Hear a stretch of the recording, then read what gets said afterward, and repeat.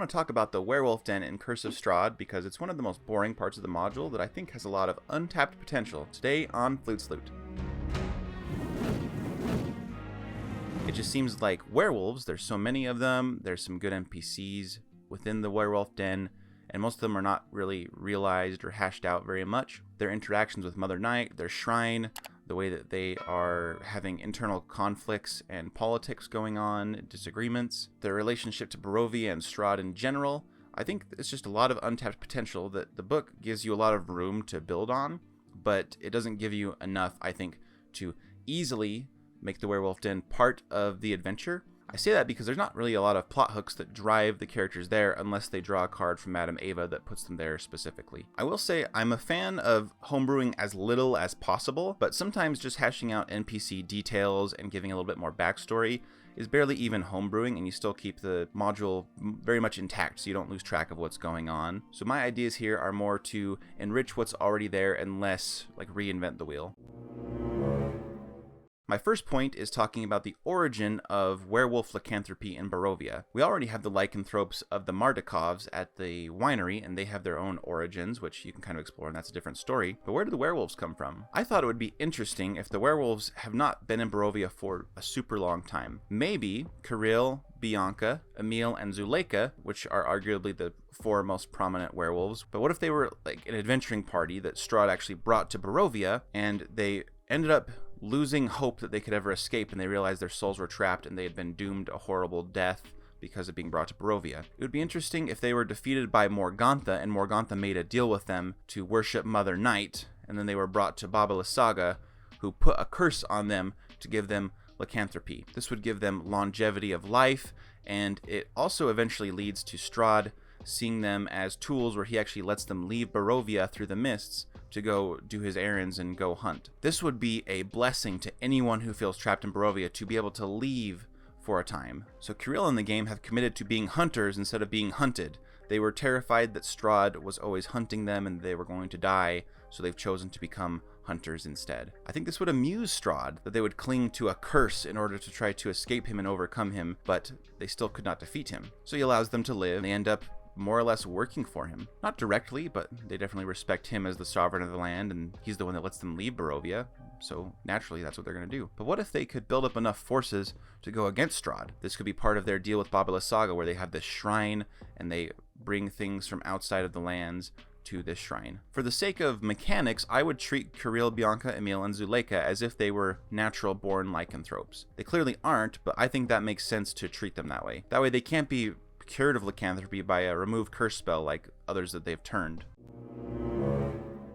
Now let's talk about what the werewolves do when they leave the mists and why Strahd lets them leave Barovia temporarily. They would appreciate it because they're probably sick of eating the wildlife in Barovia that probably aren't very tasty and it's repetitive, but when they can leave and go to other lands outside the domain of dread, they can feast on bigger creatures for one thing, but more exotic creatures. You know, all of a sudden they have a chef's experience where they get to eat unique creatures and they finally get out of their mundane diet. Strahd lets them lure people into Barovia by chasing them into the mists. This is one of the suggestions at the beginning of the module for how the player characters could get to Barovia. If you want to involve the werewolves and you like them very much, you can have the characters meet them right away, and then the werewolves become a kind of villain that they meet right away, secondary to Strahd, and they'll be more interested in the werewolves once they're in Barovia. Leaving Barovia also allows the werewolves to gather children to grow their pack. I know it's gruesome, but they tend to slaughter the families of the children, take their things so that they can put them at the shrine of Mother Night, and then they bring in the kids to make them part of the pack, make them werewolves. Young werewolves who have never been outside of Barovia or they don't remember it would want to go outside the mists on these hunting parties, one because they're just ferocious and ready to go hunt, but also to see the sun. The werewolves might also be tasked with raiding other domains of dread, which Van Richten's Guide to Everything talks about. Strahd's domain of Barovia is not the only domain of dread, and he does have beef with some of those other dreadlords. In my article that I mentioned in the description below, I also go through a summary of everything I know about how mechanically werewolves and the lycanthropy curse works, especially if player characters end up becoming werewolves.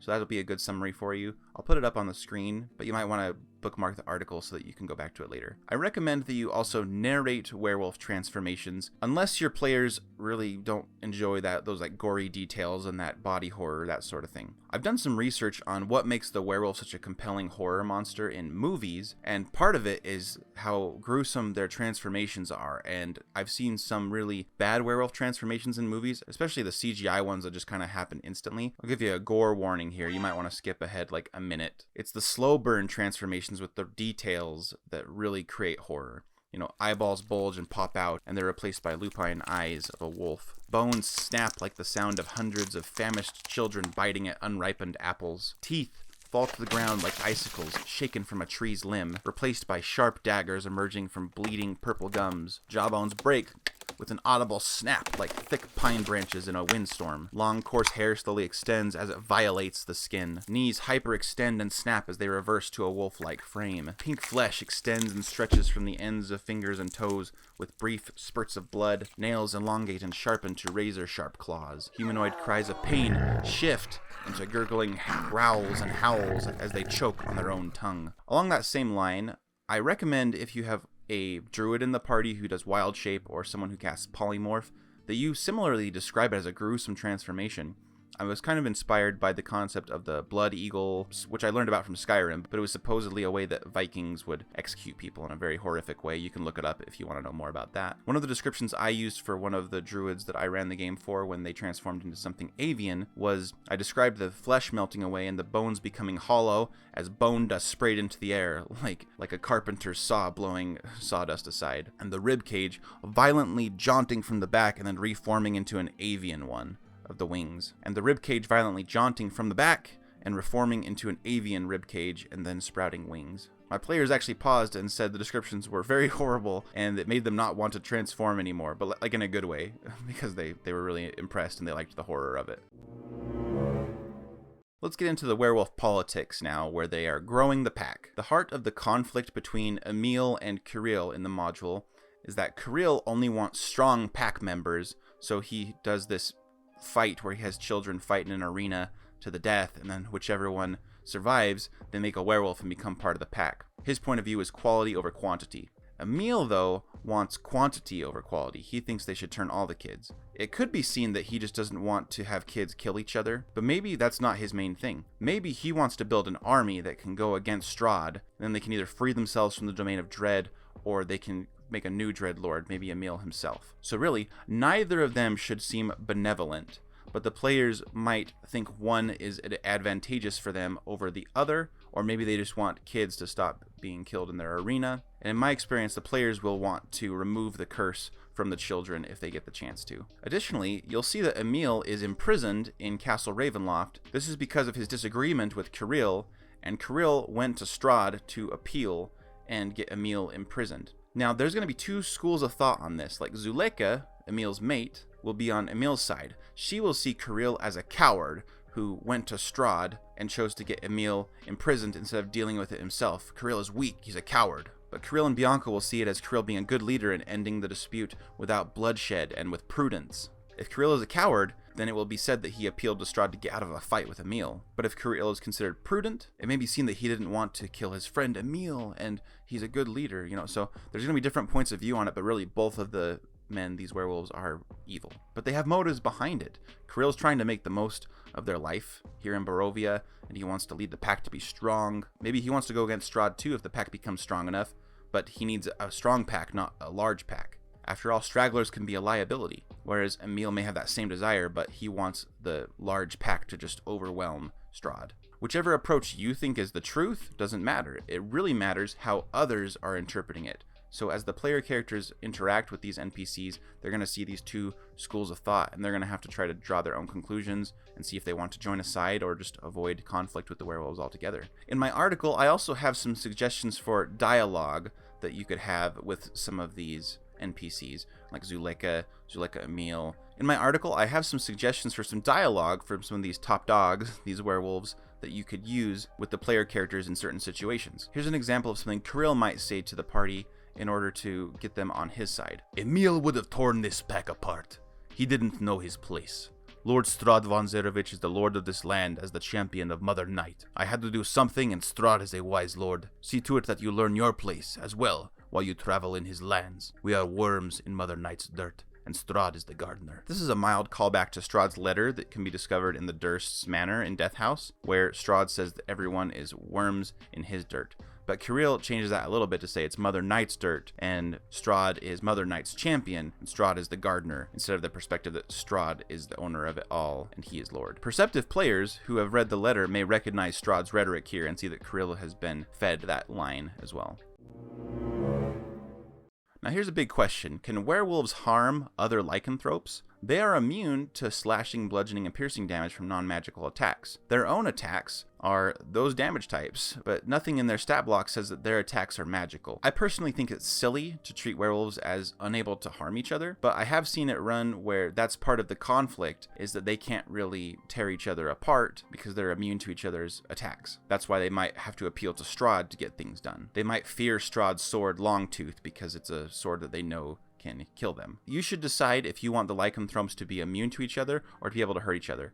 This will also affect whether or not they can hurt the Martikovs or the Martikovs can hurt them. Funny enough, if you were to drop boulders on them, they could die because those aren't weapons, and falling damage isn't a weapon. So funny enough, even if they're immune to bludgeoning damage from non-magical attacks or unsilvered weapons, if you have a barbarian in the party, they could leap into the air, and if they get at least 10 feet up, they could deal some damage to a werewolf by falling on them. But if they hit them with their hammer, it wouldn't work. Mechanics are weird. There might be societal laws or pack rules within the werewolf den where they are not allowed to harm one another, or they will be ostracized or killed themselves. Maybe they can do the typical challenging of each other in combat to settle a dispute, or to challenge leadership. After all, werewolves are going to struggle with their feral intensity, so Kirill will need to quell that somewhat so that they don't just all tear each other apart. For example, Zuleka has to guard the prisoners in the werewolf den instead of getting to go out on hunts, which is probably what the werewolves want to do, is be out hunting. So she's being punished for Emil's sins while Emil is in prison, and that's just one more reason that she'll be willing to talk to the characters and work with them to overthrow Kirill. One of the punishments could be to be tossed from the top of the werewolf den so that the werewolves die of the falling damage. They could also be taken to Lake Baratok and be drowned as they're held underwater by their companions as a kind of sentencing to death because they are not immune to drowning. So how do we get the werewolves to be more involved with the greater narrative of Barovia? I suggest that werewolf kidnappings from Kresk have been happening. Strahd hasn't been allowing the werewolves to leave through the mists very often lately, but they need to keep finding more children to join the pack. So I suggest they've been taking from Kresk. I have another article all about Kresk and how you can make it more lively because it's not as hashed out as Vallaki. One of the main conflicts I suggest there is this conflict with the werewolves, with children disappearing.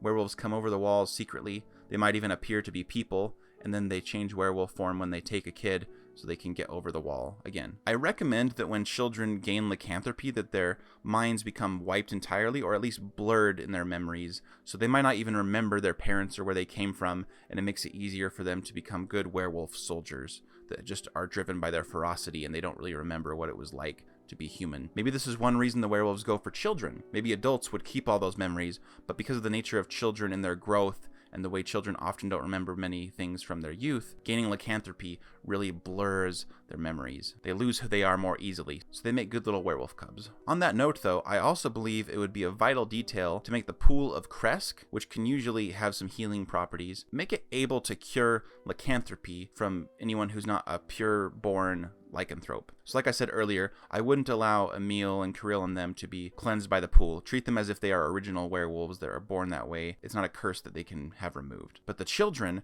this gives a bit of a redemption opportunity for your player characters to free any children that the werewolves had made part of their pack and cleanse them in the pool so that they can be returned to their families, or if they're from the outside world, maybe eventually when you free the people of Barovia, you can take those kids back to whatever families they have left, if any. They can also be taken to the orphanage in Vallaki, which is a common homebrew to make an orphanage there. This tense situation with werewolves taking their children will make Kresk more justified in how suspicious it is of outsiders and why they require help from the party to earn their way in. It's also interesting to think that you could possibly set the abbot up as a potential friend, because the people of Kresk might start to think that he made an alliance with the werewolves and he's the one allowing them to come in because people hate the abbot. So maybe he'd be willing to, for the sake of prudence, go to the werewolf den with the player characters to help them free those children. But he would only do that in exchange for a favor, so he might ask for things that the party's not willing to do in order to get his help. And you can have some fun with that. After all, you can set him up to be a friend and only reveal his madness later through more dialogue with him. It doesn't have to be obvious right away.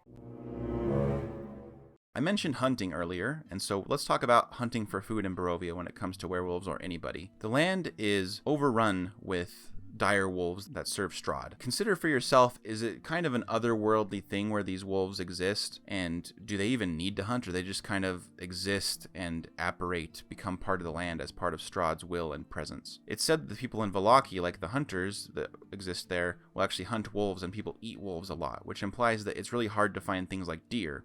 Maybe the wolves overhunt deer, and so game in Barovia is really hard to come by. This would be really frustrating for werewolves, who would be more than keen to go outside of Barovia to help them hunt, really just let loose in places that are more lush and overrun with game. And this is one reason that the werewolf den has carcasses and spare bones everywhere. I love the detail where it's difficult to stealth through the first part of the den because there's just bones all over the floor that can make a lot of noise. It would be interesting to have the werewolves trying to hunt and they come across the elk that is the mad mage of Mount Baratok, who's disguised as a deer. They would try to hunt that mage until they can have that juicy deer meal. That could be a fun way to get the players to notice the mad mage instead of railroading them to meet him. The werewolves also might need to get creative and inventive, creating fishing traps and lines, or even go out into the waters of Lake Baratok to try to catch fish with their bare hands, their wolf hands. I'd also wonder, do the werewolves dine on the dire wolves in the land? That would put them at odds with Strahd somewhat, and it would be semi-cannibalistic. Maybe they hunt people. Their shrine has 2 hanging corpses in it, after all, so it's conceivable that they would hunt homeless folk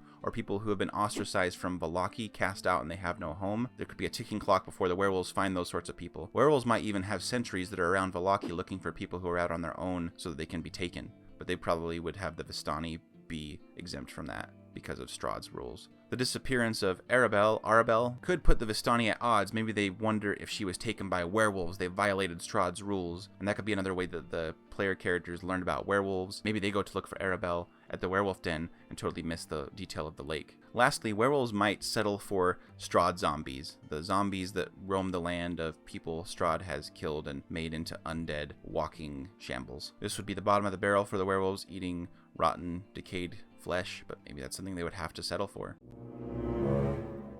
Let's talk about Mother Night's shrine for a moment. It's backed by maggoty human corpses that are hanging, and then children in cages, and a contrasting pile of treasure at the statue's feet.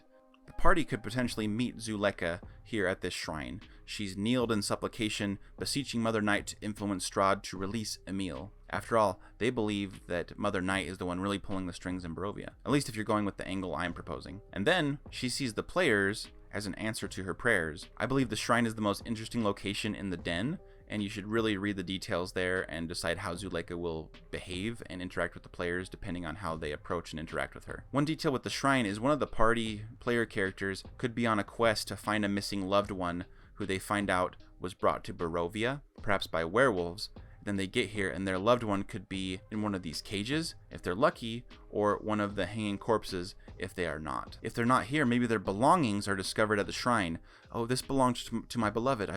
Where is he? And then they start to wonder, was he eaten, or was this a trinket just found by the werewolves and maybe he's alive somewhere else in Barovia? A really big reveal would be if that loved one, he or she, had turned into a werewolf and become part of the pack. Then the party would be more interested in freeing them and getting to that pool in Crest to give them a shot of having the curse removed. Aw, possible happy ending for someone, maybe. Speaking of the shrine, let's talk about night hags. Night hag curses. The shrine says that if someone takes from that treasure heap at the shrine without Kiril's permission, without it being a reward to them from Mother Night, and that sounds a lot like something night hags would do. Maybe the night hags are the source of the curse on that shrine, and the real curse is that they choose to go after whoever stole from that shrine in their ethereal forms and curse their dreams until they cannot sleep and they eventually die. This brings my suggested origin for lycanthropy full circle, since it started with Kiril's adventuring party losing to Morgantha's coven and then going to Babalas Saga to make a deal to become hunters instead of being hunted. Again, Morgantha's coven is involved with Mother Night, and they are interested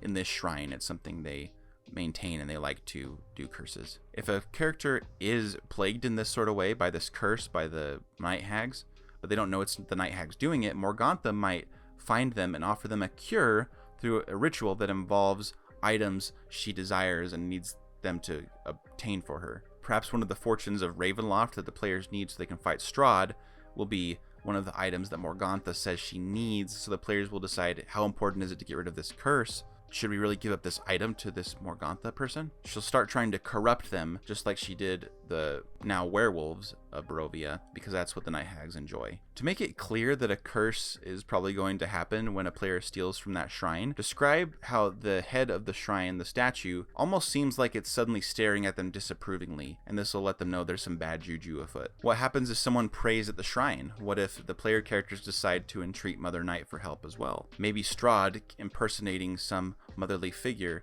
could start speaking to them through the shrine with his divination powers of Barovia. Maybe Baba Lysaga or Morgantha could do the same, speaking to people through that shrine and manipulating them as if they are Mother Night. Or maybe a dark power would speak to the players through the shrine. Yogg the Invincible seems like a good dark power, because Yogg's gift makes their appearance similar to a hybrid form of a werewolf with oily black fur.